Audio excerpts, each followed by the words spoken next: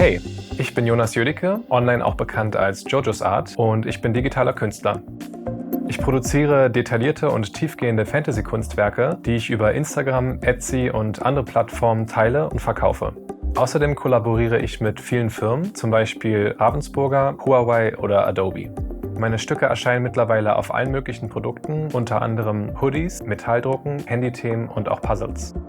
Ich komme aus einer großen künstlerischen Familie. Meine Eltern haben uns von klein auf dazu motiviert, unsere Kreativität auszuleben. Immer gab es Stiftboxen und Papierblöcke, die überall rumlagen. Ich war auch sehr früh von Fantasy-Geschichten begeistert und wollte am liebsten in den Welten meiner Lieblingsbücher leben. Ständig habe ich mit meinen Geschwistern gespielt, dass wir gegen Monster kämpfen mussten oder unsere eigenen magischen Kreaturen aufzogen. Auch jetzt male ich am liebsten wilde Tiere mit magischen Anklängen. Als Teenager habe ich dann durch ein YouTube-Video das digitale Malen entdeckt und war sofort fasziniert. Zuerst war es schwierig, mit dem Grafiktablett umzugehen und die nötige Hand-Augen-Koordination zu lernen. Doch mit sehr viel Übung und vielen Online-Tutorials wurde ich immer besser. Ich glaube, du kannst das auch. In diesem Domestika-Kurs bringe ich dir bei, mit Hilfe von Grafiksoftware und eines Tablets fantasiereiche Tierillustrationen zu erschaffen.